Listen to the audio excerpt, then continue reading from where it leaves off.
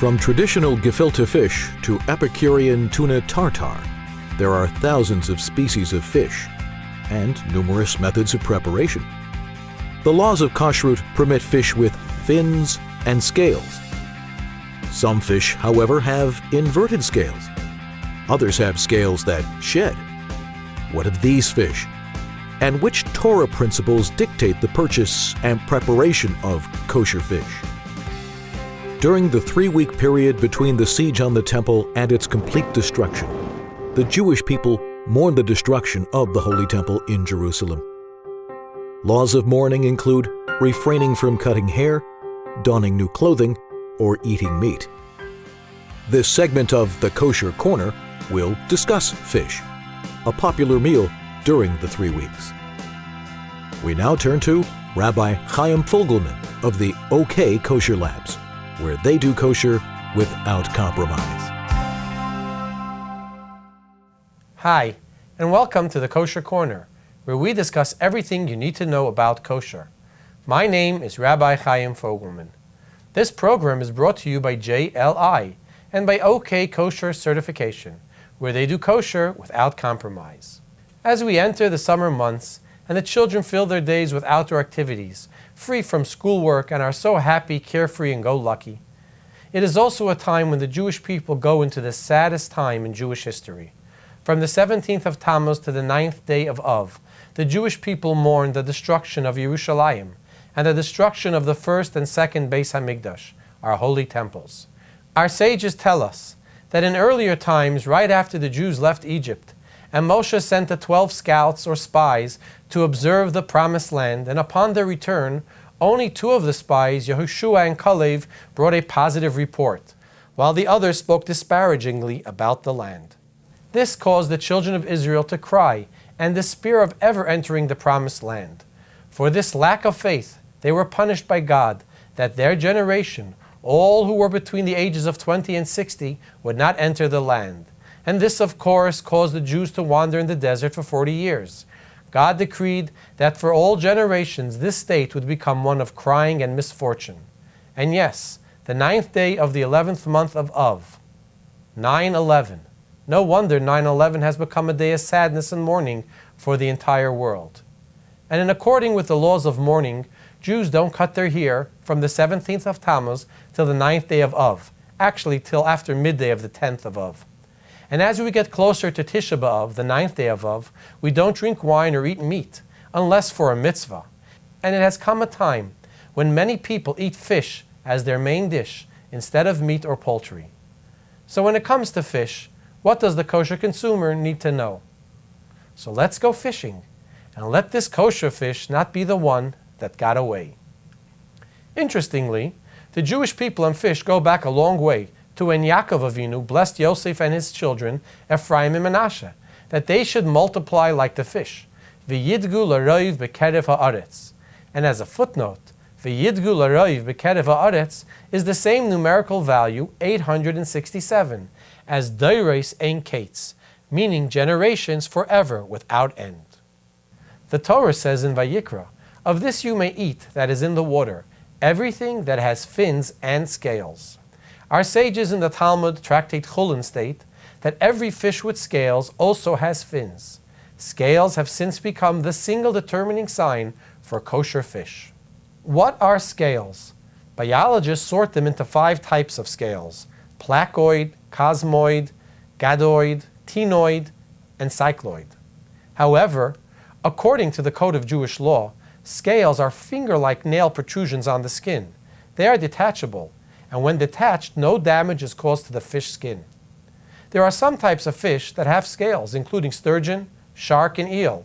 However, they are not considered kosher, since their scales are embedded, and when removed, damage the skin. Some fish naturally have scales. However, when they leave the water, their scales shed, such as tuna, herring, and mackerel. Some fish are caught at a young age before they have a chance to grow scales. In either case, the fish can still be considered kosher if the skin is still intact, and a God-fearing Jewish fish expert will examine the fish. If he recognizes the type of fish and knows that this type of fish is kosher, then it's kosher. According to halacha, one may not rely on a non-observant Jew to determine the type of fish, even when the skin is on. Now, once the skin is removed from the fish, there is no way to identify that the fish is kosher. Even a fish expert cannot precisely identify a skinned fish.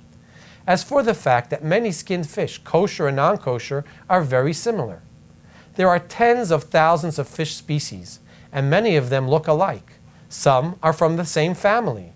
However, halachically, it does not matter how similar a non-kosher fish is to a kosher fish. If it doesn't have scales, it is not kosher. The same goes for the appearance of the flesh. Even though a filleted catfish, for example, might look identical to sole or tilapia, since a catfish does not have scales, it is not kosher. Now, fish swapping is quite common. A person will sell one kind of fish claiming that it is another.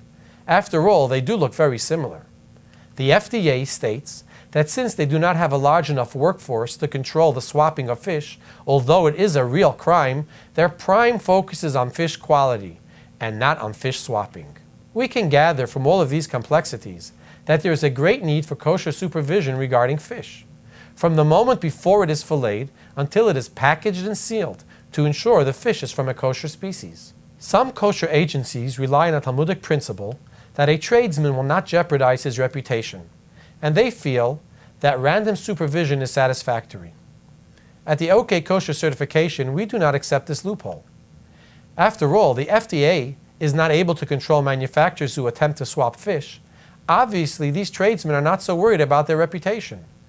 Therefore, random spot checks are not enough to ensure that all fish marked as kosher are actually kosher. And for a Torah prohibition of such high significance, one must have a mashgiach temidi, a full-time on-site rabbi for supervision. Filleted fish raises yet another question. Were kosher knives and kosher machinery used to fillet the fish? This is a very serious question, since most fish markets carry kosher and non-kosher fish. And most likely, the kosher fish was filleted with the same knives as the non-kosher fish. After all, why shouldn't they use the same equipment? There is a big difference between a large company specializing in a specific type of fish and a local fish market. For example, if there is a company that specializes in harvesting and selling only filleted salmon, for example, there isn't much concern that they would use non-kosher knives. After all, their company only sells salmon. The skinning machinery is designed and fitted just for salmon, so it would be inconvenient to fillet most other types of fish on the same machine without some mechanical adjustment. On the other hand, when your local fish market fillets a fish, they will use their knives and fillet machine for everyone regardless of whether the fish is kosher or not. Therefore, if a local fish store fillets a fish for you, it might be unacceptable, unless you bring your own kosher knife. And if that isn't feasible, ask them to thoroughly wash and scrub their own knives, and then you shouldn't have a problem. Now, kosher certifying agencies regularly require the vendor to leave a patch of skin on the fillet as a symbol to identify the fish as kosher. And this too needs to be carefully observed, because there have been cases where OK Kosher has found companies who wanted to save time while skinning and just throw the whole fish into the skinner. So instead of leaving on the patch, they would glue it back on after the fish was completely skinned. This is obviously not accepted as kosher. There are two methods to verify that the skin is naturally attached to the fish and not glued on. 1, identifying the cuts around the patch. And 2, soaking the patch in hot water. If the patch falls off, it's clear that it was glued on. So here's a good question. Why isn't there a kosher fish list put out by kosher certifying agencies? It certainly would make life easier without having to search for scales or for valid patches of skin on each piece of fish. Unfortunately, the common names used for fish are not the most accurate way to describe fish. The common name of a fish on one list can be the common name of a different fish on another list. For example, red snapper is generally known as a kosher fish. If it would be listed on a kosher fish list, it would be considered kosher, end of story. In reality, there are several species of fish known as red snapper, but we cannot guarantee that all of those fish are kosher. The same goes for cod. Some types of this fish are non-kosher.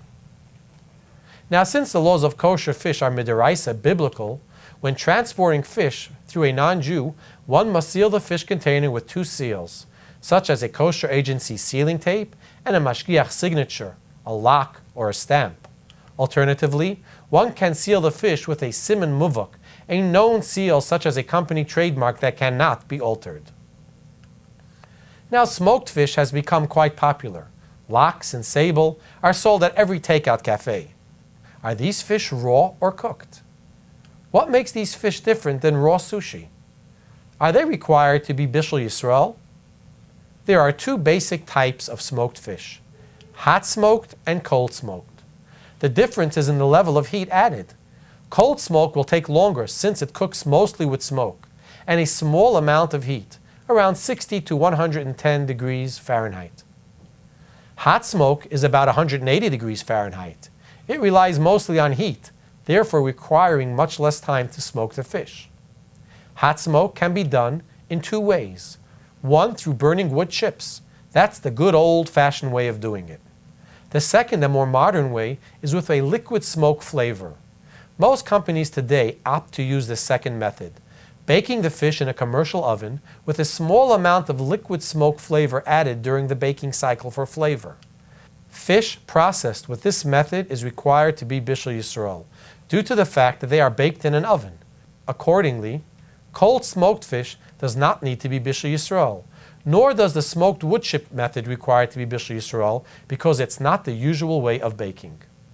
Regardless of the smoking process, smoked fish needs proper kosher supervision to verify 1. Whether it was a cold smoke or hot smoke, 2. To ensure no non-kosher ingredients were used, and 3. That the smokehouse was only used for kosher fish. It is interesting to note that whitefish salad, smoked salmon, and lox spread must be Bishul Yisrael, since they are usually made from hot smoked fish. Now you may have heard that currently there is much discussion about the existence of bugs, or more accurately, parasites, in a variety of fish. So let's get a better understanding of this issue. We are familiar with the issue of infestation in vegetables, but the question of insects in fish is a bit more complicated. The Talmud and Shulchan Aruch, the Code of Jewish Law, address this issue. When it comes to fish, there are two main types of parasites, ectoparasites and endoparasites. Ectoparasites are those found on the external surface of a fish, on the skin, fins, and gills, while endoparasites are found embedded in the flesh and organs. Our sages prohibited all insects found in the belly of a fish, while those found embedded in the actual flesh are permitted. The Talmud explains that the insects found in the stomach are presumed to have been swallowed by the fish and originate from the outside of the fish, rendering it non-kosher, while those found inside the flesh have grown inside the fish itself and are permitted until they exit the fish. All agree that once the insect is removed or exits from the flesh, the insect is prohibited. These laws are very similar to the laws of aged cheese. The conflict now brewing concerns a parasite called anisakis. Almost all species of fish, to a greater or lesser extent, suffer from the attack of parasites. Parasites are small organisms that live at the expense of the host. Wild fish in the open ocean seem to have much more infestation as opposed to farmed fish.